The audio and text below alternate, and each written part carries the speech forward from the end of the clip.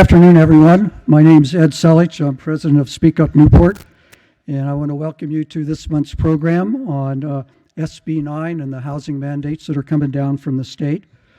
We're also doing our program on Zoom. We've got about 200 people watching on Zoom here this afternoon, and we had some technical problems last month, so those of you on Zoom, if something happens, you can switch over to Spectrum Channel 3 or Cox 852 to watch it, but I'm told that everything's working good so far.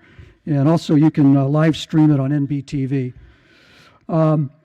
So the program this evening, as I mentioned, is on SB 9 and the housing mandates coming down from the state. And we've been fortunate to have some good speakers we've been able to obtain on this. We try to get both sides of the issue because housing is an important topic going on in our state now. So there is another side to the coin, if you will, from having these mandates come down from the state. And so we invited a representative from People for Housing, OC YIMBY, which stands for Yes in My Backyard. And we have with us Daniel Gaiman, who's with Denalian and Associates, and he's a dedicated participant in the Yes in My Backyard program, and he'll lead off first.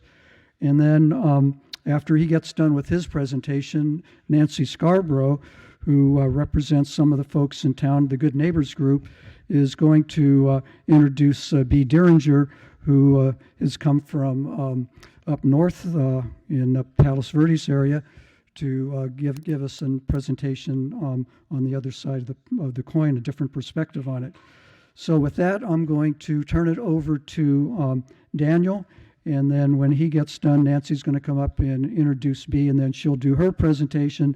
Then after that, we'll do questions, and I'll field questions from the podium. So Daniel, take it away. Awesome. Thank you, Ed. Thank you all for coming out tonight. This is so exciting. This is really great. I'm very happy to be here, happy to be able to do this.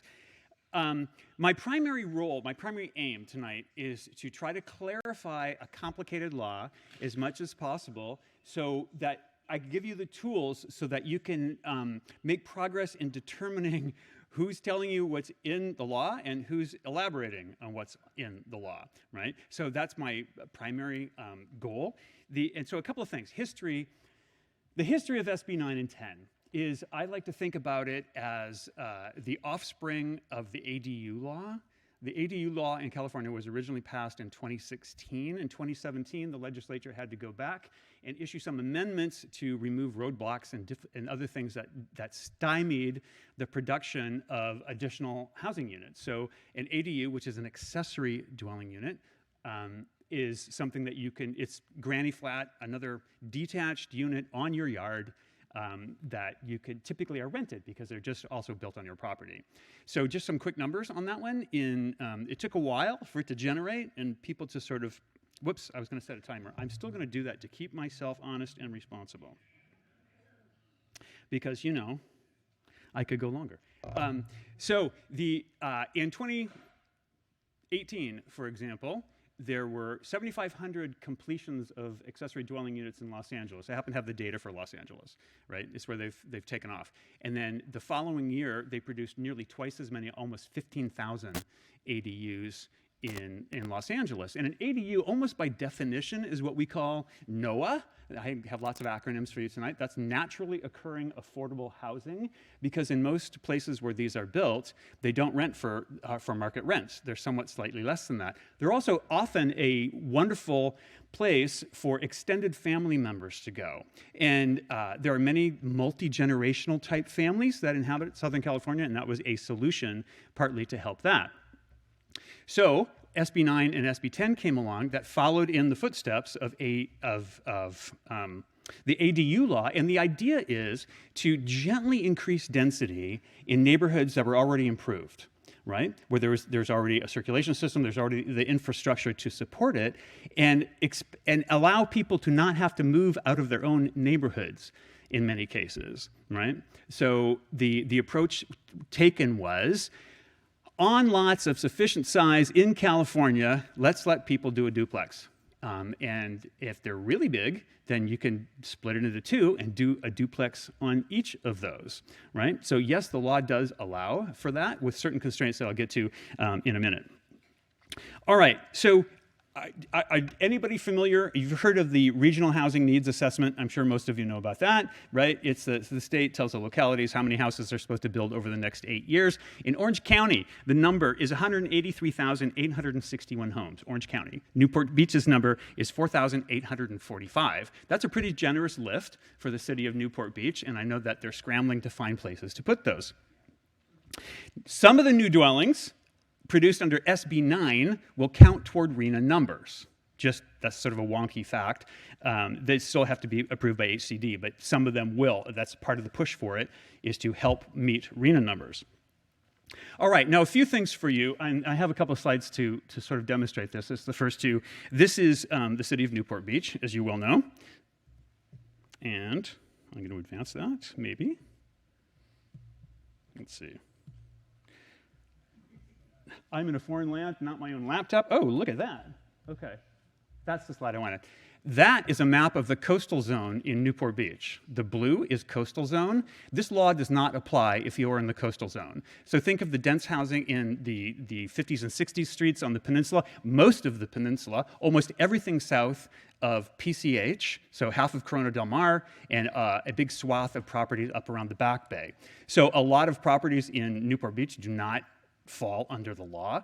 In addition, if you're in a high fire hazard area, that's a lot more of this county, probably some of the peninsula.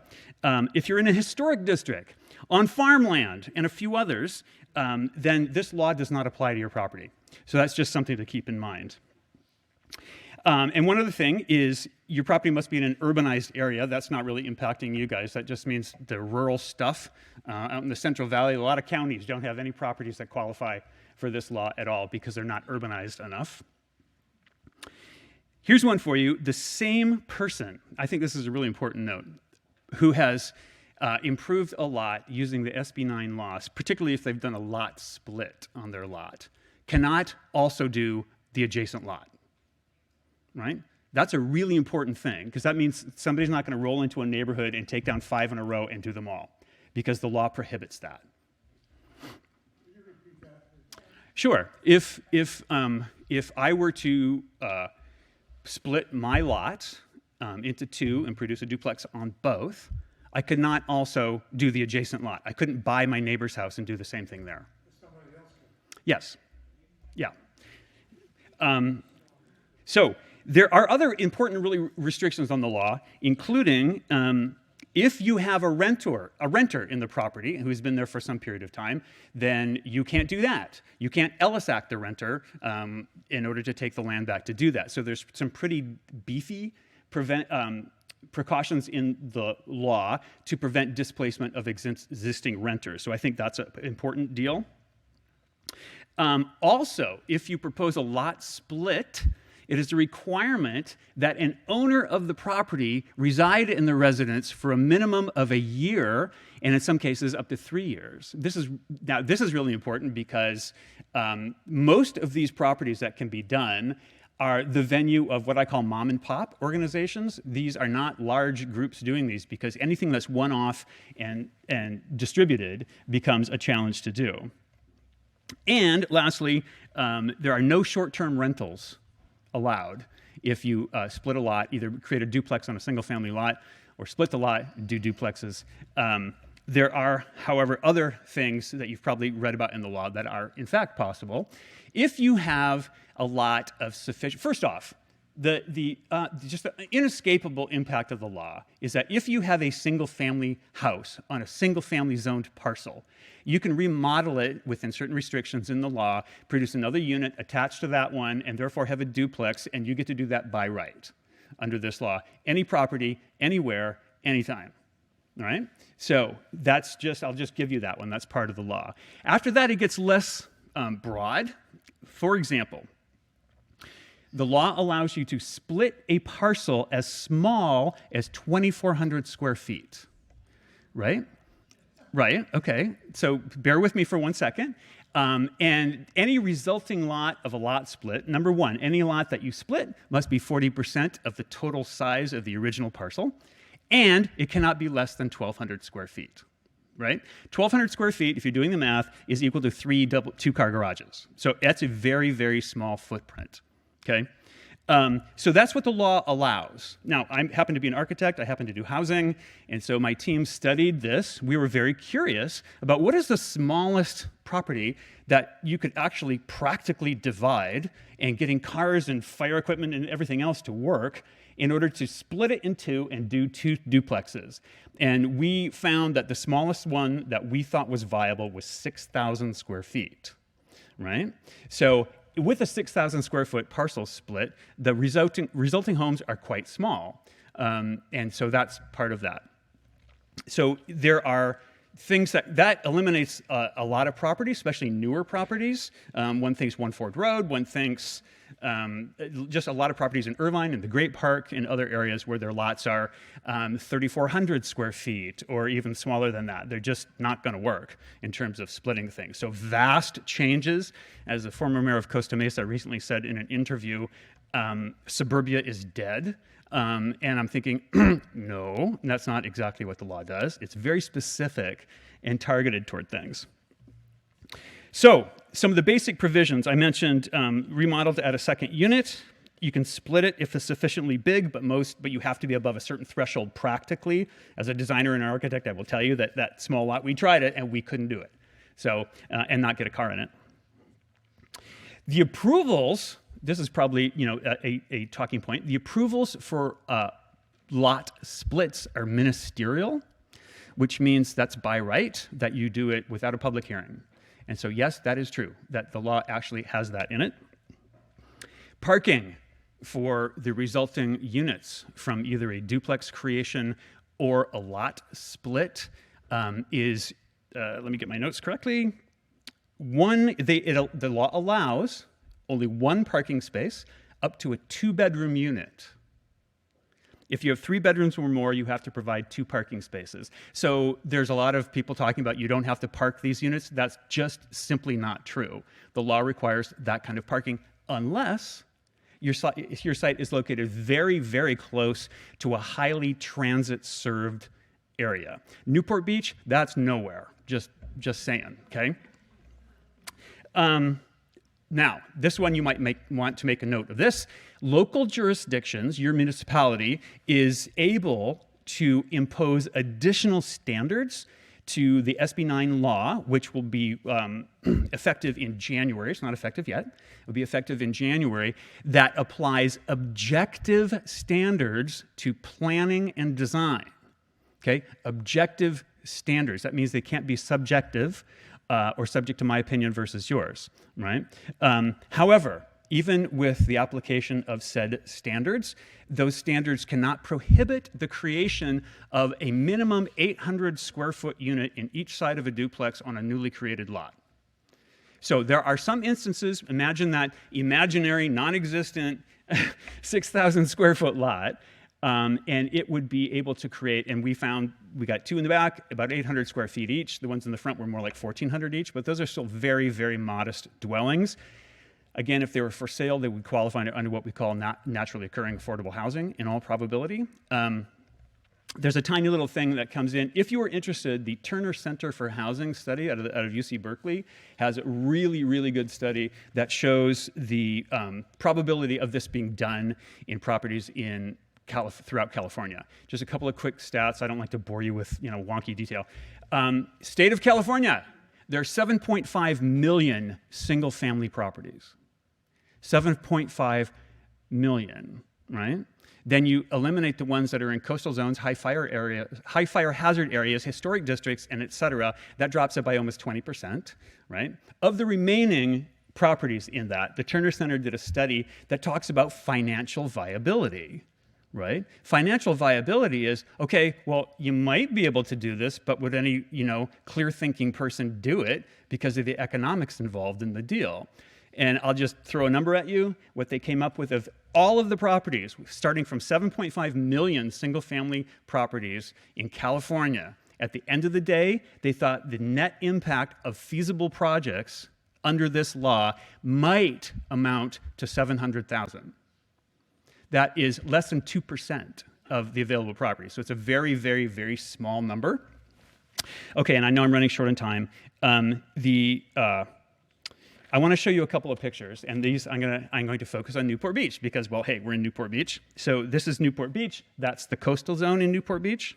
And I want to show you a couple of neighborhoods just to illustrate them. This is near Newport Harbor High School. So it's sort of, I'm not exactly sure what that neighborhood is called. It's out of the coastal zone. It's moving up toward Costa Mesa.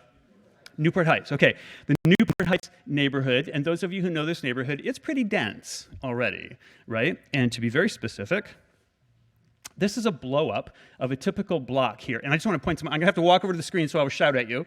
Most of these properties consume the bulk area of the lot, right? So those lots are already built out, which means it's not financially practical to raise that existing house, which is probably worth $1.5 million, and start something else. Oh, really? Okay, all right. My data might be off. But here's what wants to get your attention. You see that one, 516 Tustin? That's bare dirt in Newport Heights, right?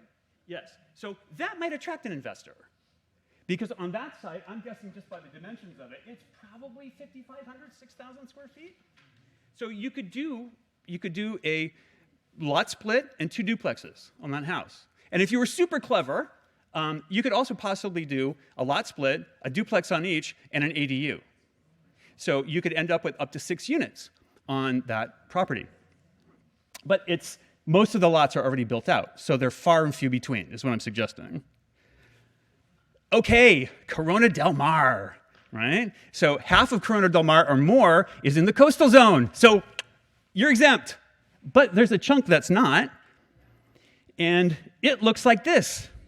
Now, you take Newport Heights and double down on the density and the distance between buildings, and you get Corona del Mar, right? And I'm just going to zoom in on that for 1 second. 611 Poinsettia, right? That's bare dirt, but that lot is about 30 feet wide by 150 feet deep, perhaps, right? And it is potentially eligible for a redevelopment kind of idea. But again, I want you to see the texture of Corona del Mar. Those sites are built wall to wall right now with improvements, right? So it's not likely that they will come up and be redone. And I know I'm going way long on time. Almost done. One more, one of my favorites, the port streets. Okay, so we actually went on a mission to find what neighborhood in Newport Beach is actually a likely candidate for this type of investment activity. I know a lot of people who live in the port streets, so port streets, bigger lots somewhat, much bigger houses, but also look at the footprint of the houses in terms of the lots, right? So while it is hypothetically possible to scrape one of those big homes, and I don't know, what's a home value in a port street? 4 million, okay. To scrape one of those houses and start again with smaller units that are gonna, the economics probably don't pencil for a lot of people, right? So again, I don't know you all know the port street, so I wanted to show that. While those lots are probably hypothetically possible, it's quite probably not economically feasible. I think I may have one more. Oh, and that's my timer.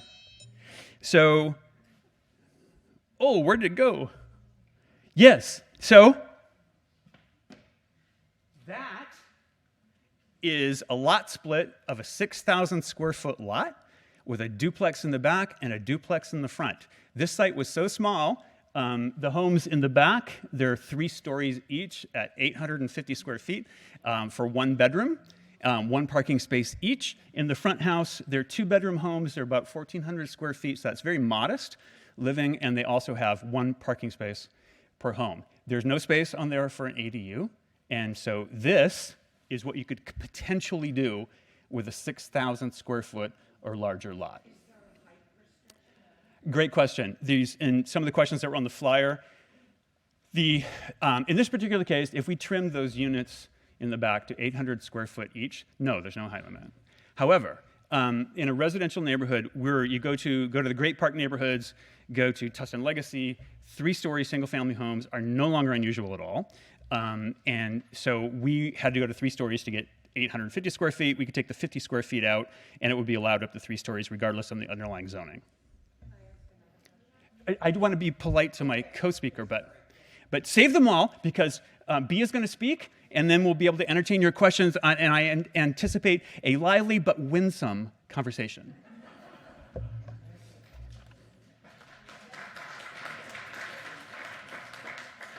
Great, thank you.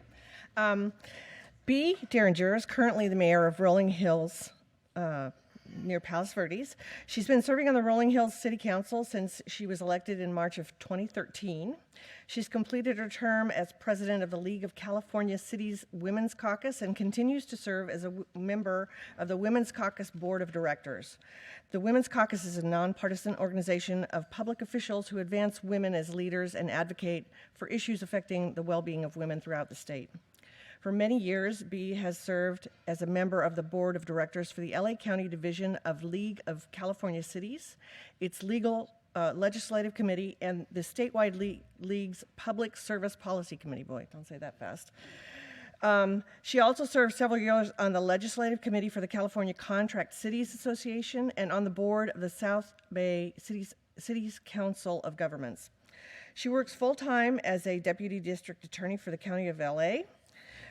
She has tried over 150 jury trials. Before her election to the City Council, B served for 26 years as a member of the California Conference of Bar Associations, CCBA, which is an organization composed of hundreds of attorneys who draft, analyze, debate, and vote on numerous legislative proposals each year. As a CCBA member, she wrote several legislative proposals. One of these proposals was an amendment to the Penal Code Section 273.5 to extend its protection to victims of domestic violence who had a current or previous dating relationship with their abuser. This important amendment became AB 16, which was eventually signed into law by Governor Brown in 2013. B's been actively involved in California housing issues for several years. When her efforts and those of other local elected officials in opposition to SB 9 and SB 10 appeared to be having no impact on the state legislature, B decided that she needed to organize and host a statewide virtual town hall, which she did in August of 2021. And that was to inform and warn residents across the state of the destructive impacts of SB 9 and SB 10. This town hall, which was organized in less than 2 weeks, received approximately 1,800 registrants and 1,100 actual participants and generated groundswell of opposition to these 2 bills. Despite the fact that the state legislature passed these bills and the governor signed both of them into law, B is continuing to fight for local control of land use based on the unique needs of each community and for Californians to be able to choose a single-family neighborhood for themselves and their family. B? No. So Arrow down, okay. and this won't change, but that will, so that tricked me. Okay, so you're going to be on your own for the arrow down, because I don't. There's no Shoot. clicker. Oh, you don't have a clicker for that? And the mouse isn't working either. Yet I'm having a little technical issue. Where did it go? You need to hit escape. I did that, and I got stuck with this, and it didn't give me what I wanted. And I still don't have. Do you have tech guy? Sorry. I apologize. I don't know what happened. Yeah, there was a PowerPoint that I was going to have for my presentation, so that's... So this is frozen. I can't get a mouse. I can't get a cursor. It's touchless too, so you can touch the screen. Really? Yeah, so you can. There you go. Fabulous. Then thank you. You just saved the day. Okay. All right. All right, So you great. can Now, touch So then to scroll... and to jump into screen. down here. Okay, got it. Now, No? do we push and then play? There you go. Awesome. There you go. Thank you Okay. so much. What is your name? Aaron. Aaron, thank you so much. Okay, so I just touch the next one, the next... Just touch, okay, all right, that's great. All right, well, thank you. Alrighty then. Well, thank you everyone for having this, and hopefully we can have a lively question and answer period about this. So, as Nancy indicated, I am definitely a proponent for local control, and I believe Californians have the right to choose where they want to live, and not have the basis of their bargain where they bought into and got a mortgage to live in a single family housing area, only to have the decision change for them that now there's going to be many more people. They're going to, if they have kids, you know, the streets are now going to be much more crowded, where there's more people living in the neighborhood. And they, if as a practical matter, it's really not going to open up for families that have, especially have lots of kids, need space and want a yard for their kids. They're not going to, the prices are going to go up, not down.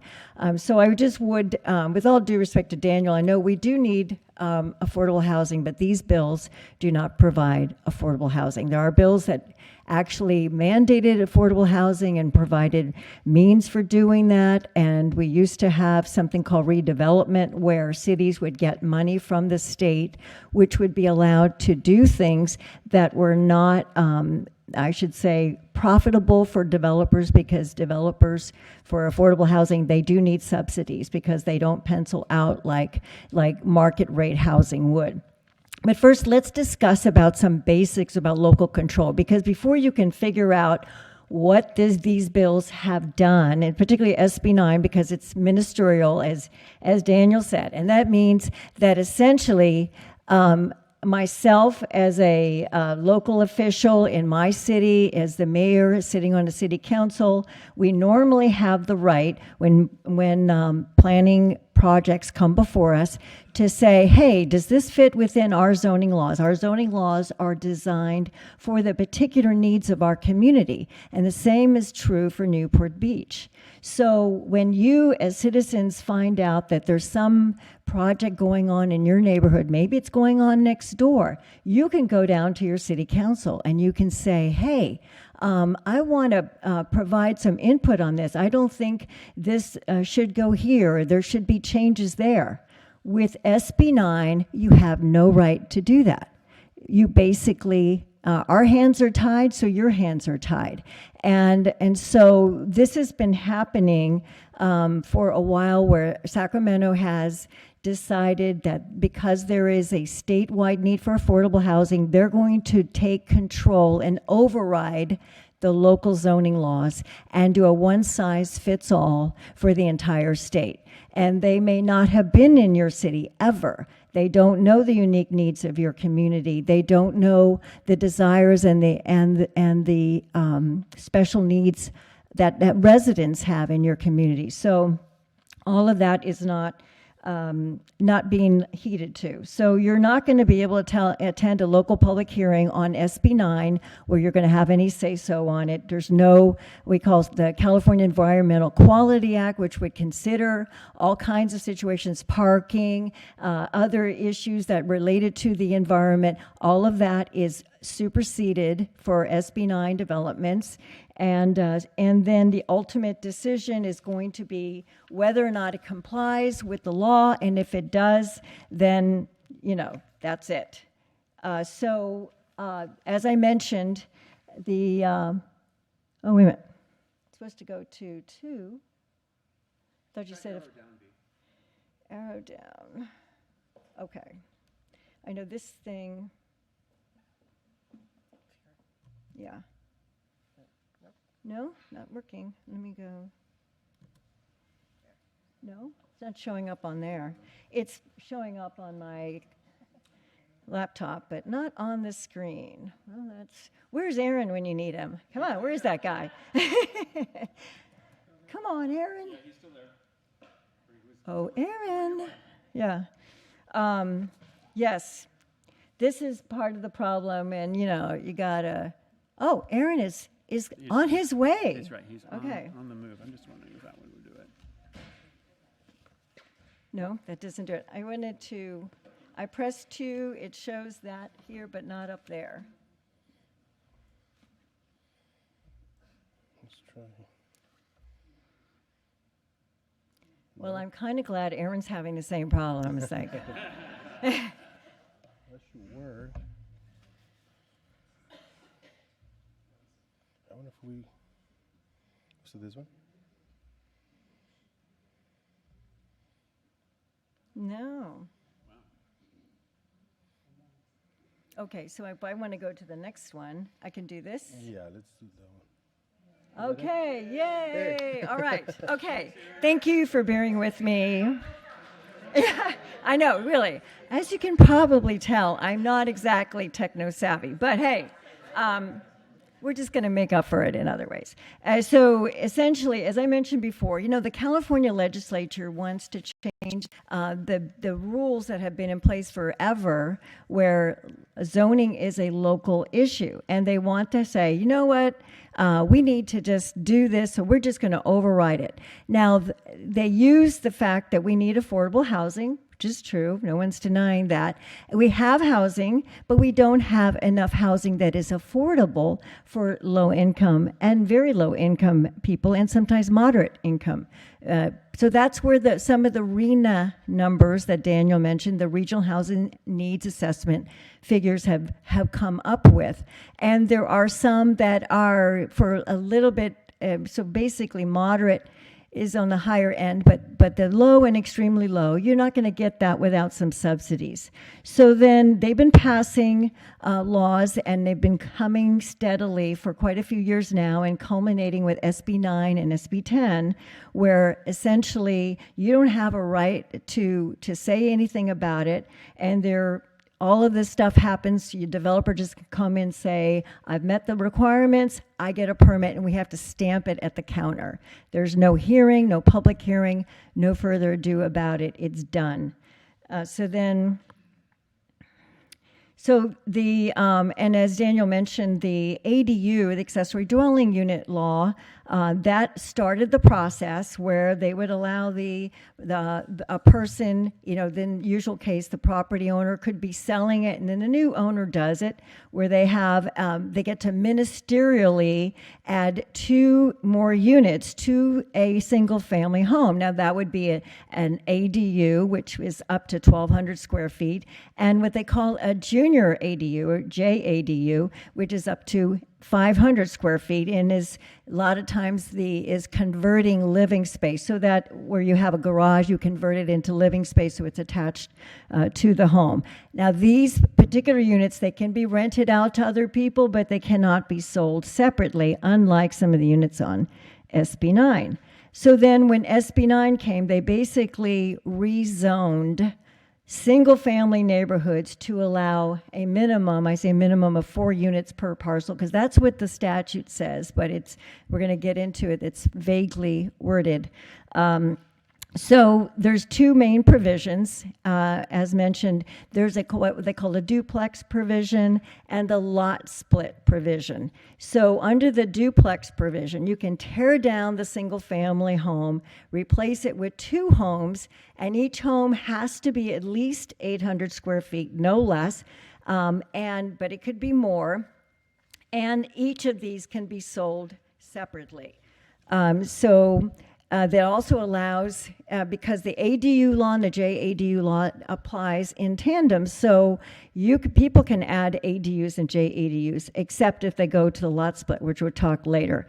But then the parking is limited to only 1 space per unit, but if you're within a half a mile from transit, no parking is required. The city cannot enforce any ordinance or any other requirements that would physically preclude these units from being built. So they must, their standards cannot prevent this particular bill and its provisions from being implemented. With the law split, you can split, as Daniel mentioned, at least 40% of the lot, if that 40% is 40% of the original size, and then build 2 more units of at least 800 square feet that can also be sold separately. So the bottom line for a homeowner is you could have anywhere from, instead of having 1 family living next door, you could have 4 to 6 different families living next door to you. And so if you multiply that down the block, I mean, the whole neighborhood has changed from what it was. And so the important thing to realize is that people do choose, like they want to live in apartments. They can choose to live in an apartment area and in a dense area. Some people like living downtown LA, for example, and they can just walk to work. But for those who maybe have families, they want a yard for their kids to play, they want it to be safe and so forth, so that they're not having a lot of traffic down their streets, a quiet residential neighborhood. This particular provision has taken away a lot of that. It's going to make it much more difficult for families to find that. And as a result, too, one of the things that people need to realize, it's been billed as something that's going to help families do something on their property and then make it more affordable. The practical matter is that if making an area more dense would make each unit in that dense area more affordable, Manhattan would be a bargain for any place, anybody to rent or buy. And we know that's not the case. And if you want studies, look up Patrick Condon, C-O-N-D-O-N. He was a planner who was in Vancouver, British Columbia. And he was the one that kind of felt, hey, if you build it, they will come. He had this idea that we're just going to make lots of units in Vancouver, and there's going to be more than enough housing, and thinking under the Keynesian economics principle that supply and demand, if we just increase the supply, it's just like widgets, make more widgets, and, it'll satisfy demand, and the cost of widgets will go down. Well, it didn't work that way. Now Vancouver, British Columbia, is one of the most expensive places to live in the world. And it's the most dense of a lot of places. So he has now become the poster child for the opposite, to say, don't do this. This does not, in fact, make the living space more affordable. And because the denser it is, the higher the land square foot value goes up. And that's just the way it works. So some family looking for a place to live for their growing kids is not going to find, after SB 9, more affordable housing. They're going to find less of it. It's going to be, you can, for this price, you'd be willing, as you got maybe 1,400 square feet. Now it's going to be 800 square feet, something like that. So you're not going to have the same area for the family to live in. And as I mentioned, there's some vagueness in SB 9 and there are other issues. So the author and supporters maintain that the maximum 4 units can be built under the bill. And they kept saying that, yes, it's 2 units on the one, and then you can split and put 2 units on the split lot. But the language is very vague on that point. And all of these issues could have been addressed if language had been added to the bill that absolutely assured a 4-unit cap. But the legislature did not do that, even though they were given language that would accomplish that. So the other thing is that, and this is something that was particular concern for my community. We are a small community, but larger in acreage, but we have a lot of canyons. We have 2-lane roads. It's in the very highest fire district. And we've already had 2 wildfires in our city. And we have a area that is a landslide zone. And under state law, we're not allowed to ban housing in a landslide zone. You still get to build. So, and there's nothing that exempts these areas, in fact, in SB 9, because if you look at the language, and I'm a lawyer, I looked at the language desperately to see if it really could help my community. It does not, because the exception saying, oh yes, high fire areas are exempted. Well, if you look at that, they are exempted except if the community has adopted fire standards in their building codes. Every city has fire standards in their building codes. These fire standards require you to have fire retardant roofs and require you to have building materials that are resistant to fire, et cetera, for new construction. That does not prevent a home from burning and has nothing to do with the available evacuation routes. It has no application whatsoever. So in my town, if there's a fire and they densify to the extent that this bill does, people will die on the road trying to get out of the city. Absolutely, without a question.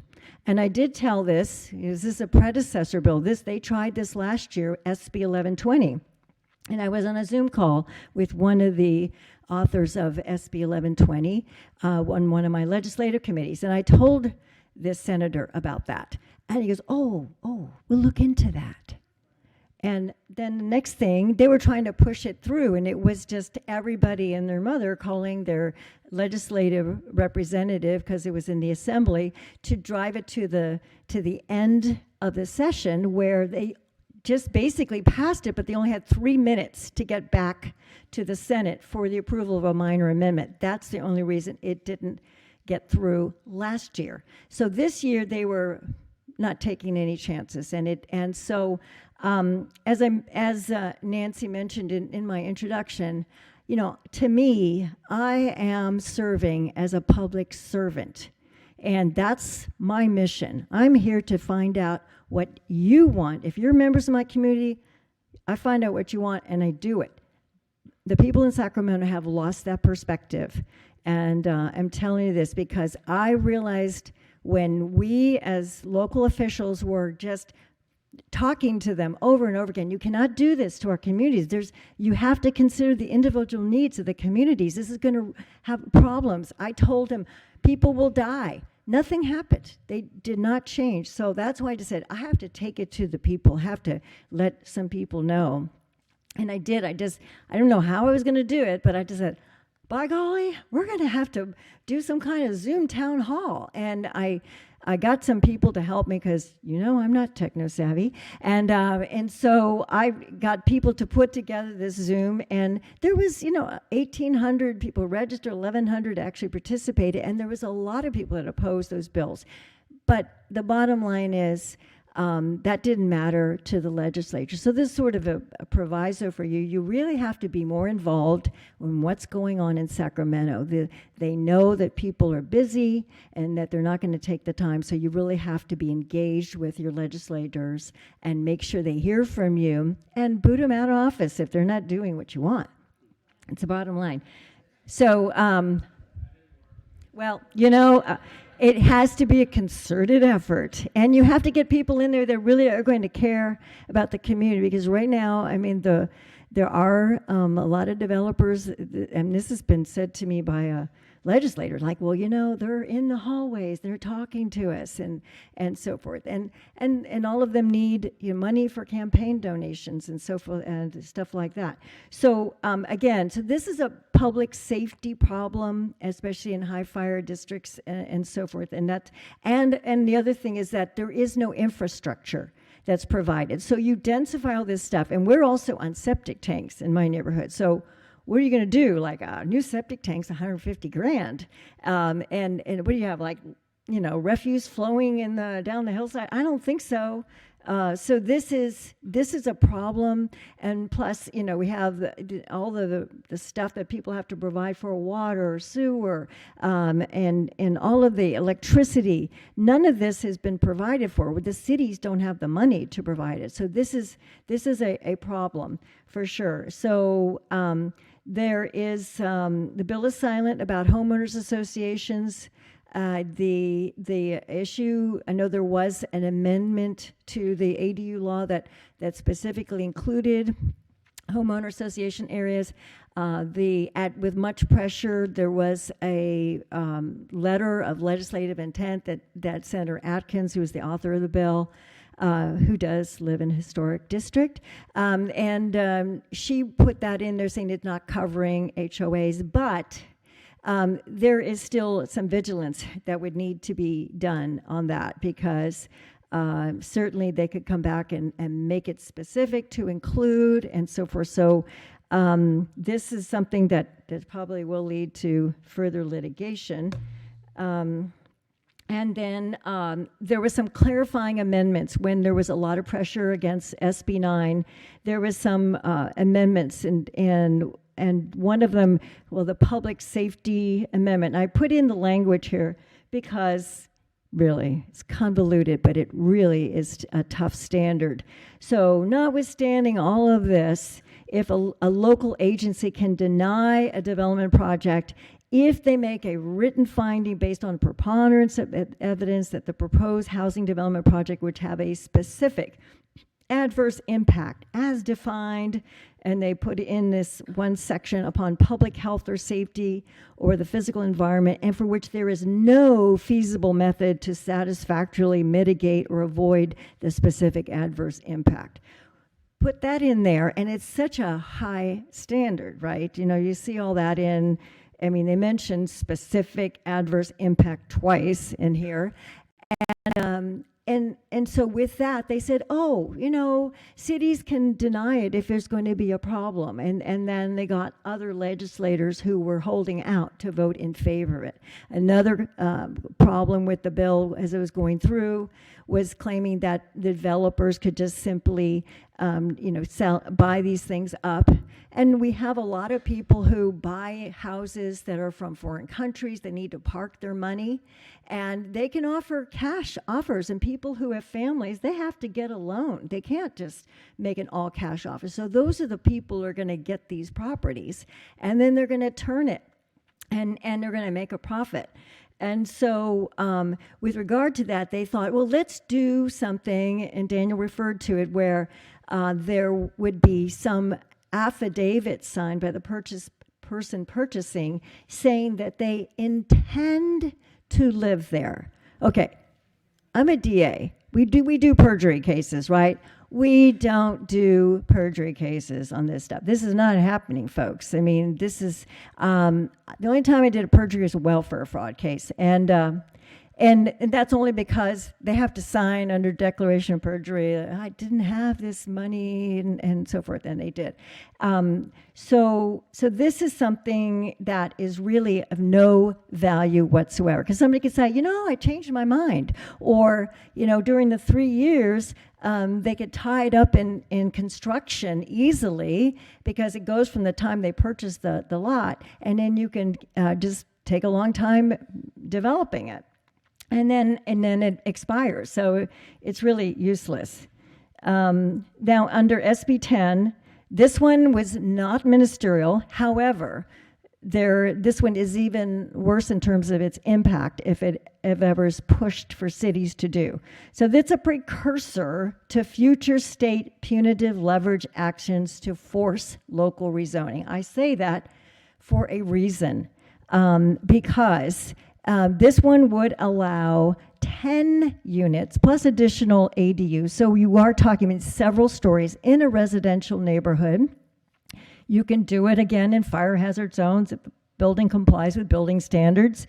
And in the original version when a predecessor version of AB 215, which was just in the session this year, there was a provision in there which shows tips the hand of the legislature what they intend to use SB 10 for.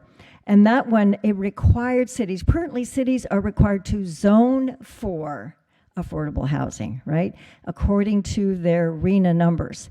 This bill originally had in there that cities were responsible for actual levels of housing built. When cities, we don't build houses. We don't have the money. I mean, developer has to come and build houses.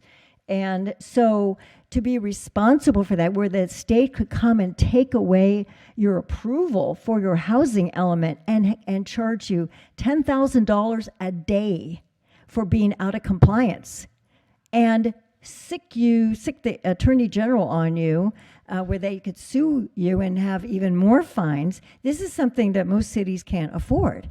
And so they put you in this Hobson's choice. So then they could offer, well, you could always enact SB 10, and then you would have your RENA numbers satisfied. And so this is the kind of thing. So that's why we wanted everyone to push back on that. So the next steps. Okay, now the governor signed these bills. They're going to take effect in January. And so there's times when you need to talk to your city attorney about some best practices for your individual city based on your unique needs and best triage this.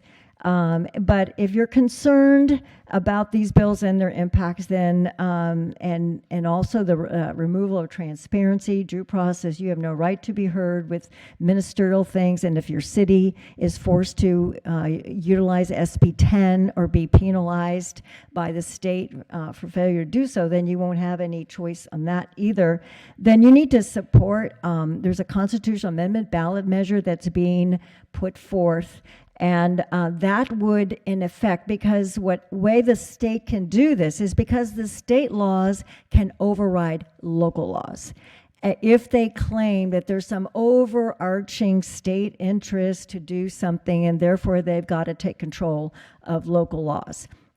But the constitutional trumps state laws. So then if you put in a constitutional amendment, that's the only mechanism, if you reserve it, that's saying, hey, this is the way it's going to be. It has to be locally determined for zoning, and it's in the Constitution. It would just take another constitutional amendment to undo it. That's the only way to get around it. So if you want a local contact for that, right here, Susan Skinner, where is she? She's in the back. She's standing as we speak. Yes. She'd be more than happy to provide you other information. There is her email address. She's going to be, bombarded with emails.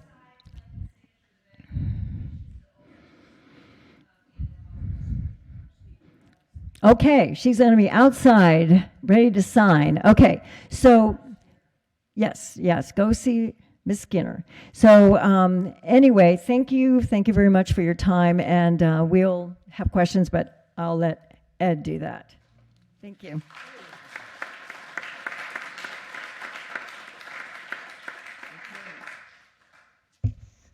Thank you. So we'll do questions here. We've run a little bit long on our program, but I'm going to go and I'm going to pass the microphone around. And when you ask a question, make sure your button's on, turn it on. And don't make a statement, just ask a question, and then give me the microphone back after you've asked your question. So who's first? Hi, my name is Sue Podani. I'm a realtor in Newport Beach. And I just want to mention that we have a 18-page contract that we have to fill out when we are selling a home. And it sounds like we don't have to go by any of the rules that the California Association of Realtors has set up for us to buy or sell a home or a land or anything else. Am I right? I mean, there's no rules that there's no sale contract. Obviously, there's going to be a sale contract.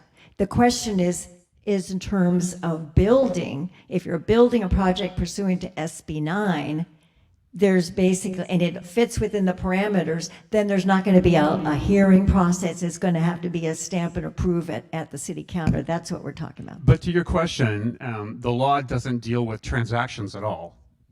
Zero. There's nothing in the law about transactions at all. Well, in the city of Newport Beach, you have to have, if you're building a new home, you have to have 2-car parking. And now you're saying that this bill overrides all of that. Yeah, the bill would override local zoning laws, yes. But that has nothing to do with the real estate contract of sale. Okay, who's next? Oh, here. So my name is Lynn Swain. I have a quick question for you. This is a bill that our governor has made. Do we vote on this, or does it just automatically go into effect? Automatically goes into effect because we elected him. I did not, but We in quotes, okay. The people of the state of California elected him. so we no longer have, if our neighbor wants to build a unit in the back of their home, we no longer have a 300-foot radius report that the neighbors have to agree to. It's a done deal for them. Correct. The 300-foot radius would go for a public hearing to notify neighbors who are within the 300 feet, but you're not going to have a public hearing, so that's done away with. And my last question is, in a gated community of condominiums where the CCNRs specifically state, you know, you're a single family, X amount of square feet per lot size, can they go ahead and tear down their single family home and put in 2 duplexes? Most condominiums are attached, so and they're typically zones not R1. Therefore, the law wouldn't reach into that neighborhood. If you had cluster homes, which are sometimes condominiumized because they don't have fee simple lots under them, they would hypothetically be eligible under the law, but generally speaking, the lots are way too small to actually do it. Yeah, this Okay, is we have a for question from zoned former Mayor Don Whittier. residential, single family.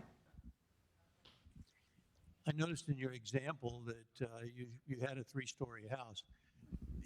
And my question really is this law taking away our ability to limit height limits on buildings? So you could put up a 6 or 7 or 10-story building as long as it was in the footprint? So there's 2 questions there. The first one is the requirement of the law is that nothing local would restrict the production of 2 houses of a minimum size of 800 square feet. And in my experience, it's not practical in a single family home typically to go more than 3 stories.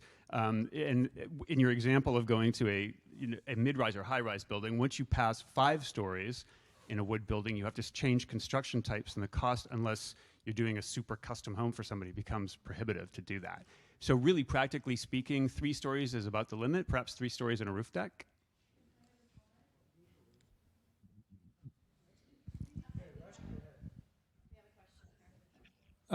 So in addition to height limits, can someone comment about setbacks and what has happened with that?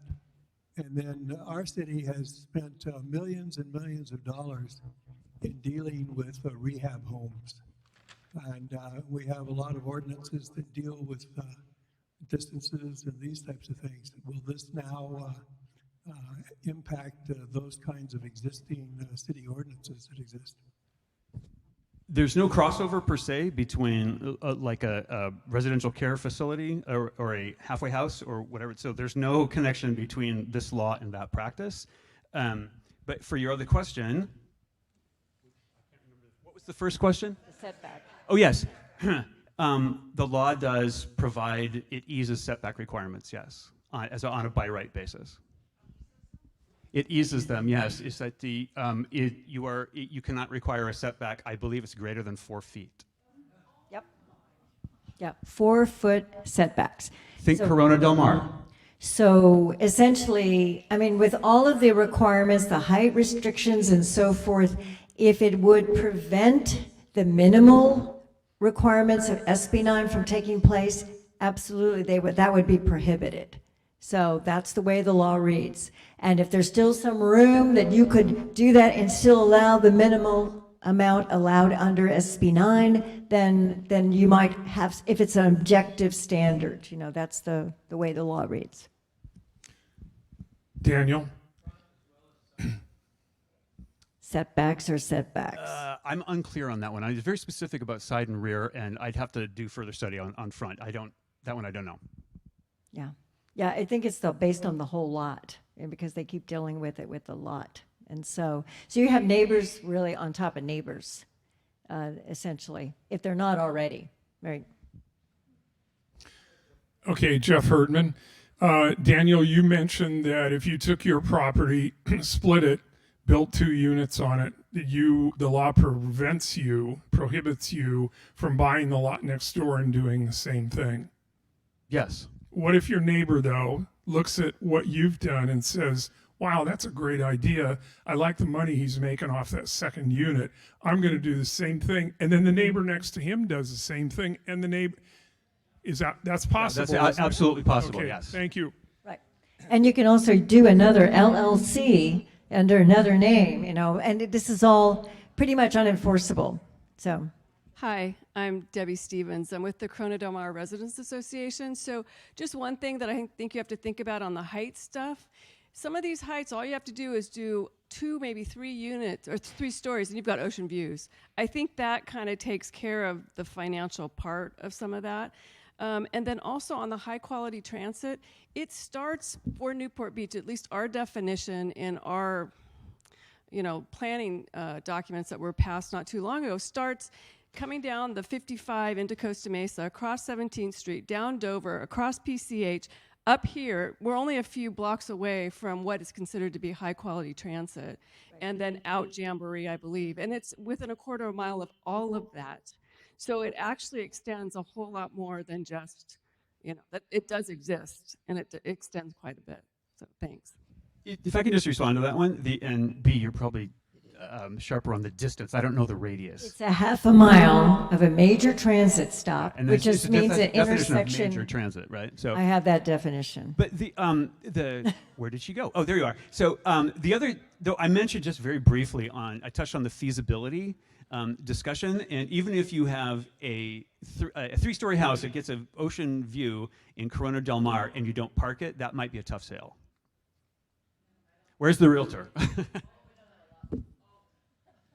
Okay, so major transit stop is any site that includes either, so we're talking about half a mile from a major transit stop, which includes an existing rail or bus rapid transit station, an intersection of 2 or more major bus routes with a frequency of service interval of 15 minutes or less during the morning and afternoon peak commute periods. Yes, so that's what I'm saying. Based on the definition, a lot of places are included. Yes, half a mile. How do they measure that half mile? Is it as the Walking crow flies distance. or walking? Walking distance is stated that in there. Okay, thank you. We've got a question from one of our Zoom participants, and it says, why was this bill passed? If it's to provide more housing, why aren't they looking at developing raw land somewhere else? Oh, I adore that question. So let me ask you all a question. Where's the raw land? Right? So I just want you to think for a moment about the logistics of saying, let's build all the new housing in the Central Valley because, there's space, to when the idea is people locating out of the neighborhoods they're currently in and going to another place that's inhumane commute distance from where they're working. There are lots of issues. It's not environmentally friendly to have people make 2-hour commutes each way. You can challenge me on that one. But the problem is, in Orange County, there's very little raw land to work with. Most land is infill, and infill means something that has, as you like to say in real estate lingo, that the value of the asset has been maximized, and it's time to do something new with the site. One of the things that there's also a bill floating around in the Senate, I believe, that considers an overlay that on underutilized surface parking areas on existing malls and other commercial centers can by right be developed into multifamily housing, which is a really good idea until you read the fine print, and it gets very, very burdened with labor requirements that make the project so expensive that they're very difficult to do. So there is infill land, because the idea is to try to keep people proximate to the place where they're working as a quality of life issue. And there are bills that were defeated in the legislature. One of them was by Senator Portantino, where it would actually, because there's empty mall areas where people, businesses have gone out of business, cities get sales tax from the malls. So to compensate the city for the lost sales tax, there would be monies going to help the city for developing those malls for affordable housing, which would be usually closer to work and transit and so forth, but they would provide money. The state doesn't do that. They took away redevelopment and they're not providing money. They're just saying cities do it upon penalty of fines and fees, and they've now added and passed AB 215, which gives the housing department the ability not just to send it to the Attorney General's office, but they could send it to a private attorney and sue the cities. So that you better believe there's going to be plenty of law firms that will take that up, because cha-ching, cha-ching, cha-ching. Yes. There are several areas in Newport Beach for example, Lido Island that restrict building to 2 stories? Is this Lido Island is entirely within the coastal zone, and therefore SB 9 does not apply. Well, SB 10 does not, covers the coastal zone. So one quick comment on SB 10, just to clarify. SB 10 requires adoption by local municipalities. So to me, SB 10 is a pipe dream. It's probably never going to happen, and except in really aggressive cities like, I don't know, Garden Grove, that want to employ it. So it's got a ways to go before it's really effective. Except if the housing department is threatening the city with noncompliance and fines, daily fines, 10,000 and above. Yes, that could happen. So Hi. Doesn't it have to do with a housing element? If you don't deliver on your housing element. they could determine you're not doing enough, you're not producing enough. But I don't see that's directly related to SB 10. Well, that would be their way of saying, oh, well, you need to do this. There are some resources, things that you haven't done yet. Yes. Right. Okay, we have a question in the back. Go ahead. Well, we live in a coastal community and we value our views. We have a strong HOA. We have strong CC&Rs. Does this legislation trump everything? I mean, we are so upset about this because people come to our community in all of Newport Beach and Corona Del Mar for the beautiful ocean views. Granted, some people don't have it, but we have a lot. And now you're saying that these CC&Rs and HOA that we are so proud of and our community respects doesn't go by this legislation? Well, I would still go to your homeowners association and I would challenge them to put forth, if they try to build there, you have them say no and let them sue them. And then they can put in the legislative intent letter. I mean, I would try all that. All I'm saying is that it appears that this issue may go to some litigation. No, I agree, B, and that in some sense, that will be tested like right straight out of the chute. I mean, someone's going to challenge that one, and then the law will be amended to clarify whatever the intention is. We're part of the board. We're part of our HOA. Just right now, the law is essentially silent on HOA and CCRs. The law does not speak to either HOA or CCR.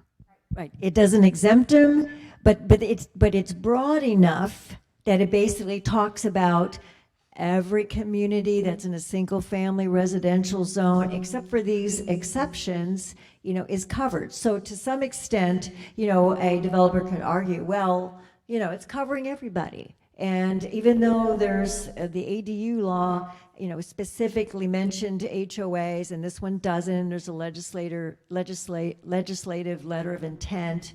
All I'm saying, it's arguable, and you need to fight. So don't give up. Don't give up. And money. It does, but then if you say no, then they have to sue you. Okay, I think the gentleman over there has a question, Kay. Fellow standing up. Over here, Kay. No. He's being very patient. Hi, I think mine is twofold and they're two different subjects, so I'll try to do one at a time. You were mentioning that they think maybe 25% of the 7.5 million will do this. Is that? No, it's 2%. 2%, okay, so that's still a bunch. And that's on top of the mandated required that each city has to build up to. Is that correct? No, that's only the Turner Center studied the feasibility of different properties that were physically possible, and then they have a lot of criteria, and it narrows it down to the ones that made financial sense from an investor viewpoint. And at that, they got to 700,000. Of those, really only about 400,000 are like easy. So the number is minuscule in terms of the number of single-family properties in the state. Right, but this is on top of what they're mandating cities to build now. They're not related. The cities. No, but so you're going to combine these two. You're going to combine these two numbers, right? No, the 400,000 could be part of like the RENA number, for example. Okay. Orange. Then the state. I don't know what the state number is. I know Orange County number is 180,000. So if those 400,000 units become built, then they may, in many communities, satisfy some element of the RENA requirements. It's not clear in every municipality that they will. Well, just to let you know that to some extent, by putting this out there where it's market rate housing and it's by right, then it allows for developers to come in. They're going to do it if they can make money. Affordable housing does not make them money. That's why there's always usually a subsidy required before they will build. So that is just by itself means that if these units are getting built and the city's still under the mandate to produce certain amount of housing for low income, very low income, moderate, it puts them even further behind the 8 ball in being able to comply with that requirement, because where is this going to come if all of these things are being built up under market rate? So that's my concern, that the high RENA numbers, every city is in a position where there's like no way we can comply with this. This is way too much. And there is some talk that those numbers are not really reasonable, and there was some kind of issue with the methodology that was used to come up with that.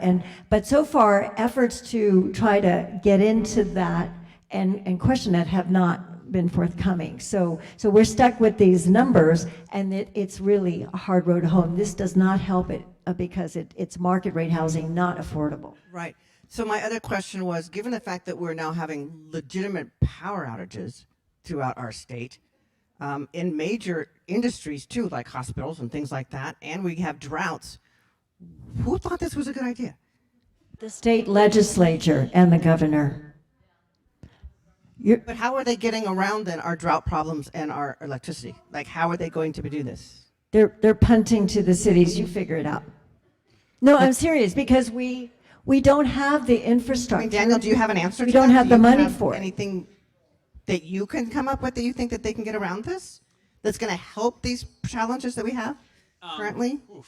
I think you're asking me is if I could devise a plan to have a non-brain damaged state legislature, and I do not have an answer for that. You're right. The infrastructure problems are on a massive scale, and they're problems too big to attack. We can go after things like banning plastic forks, but going after the bigger stuff seems to be hard. So I think if enough people talk about it and begin to express your passionate concern about, do we have sufficient water, do we have sufficient power, more and more people are beginning to join that conversation, because some of the utilities want to, for example, reach into your home to reduce your thermostat when you're out at work and during the day, and they market it that way because they have to reduce demand because they don't have supply. So I don't want to get into that whole conversation, but it's a very big challenge. Yes, I agree. Okay, we got a couple of questions that haven't been answered here coming in from Zoom.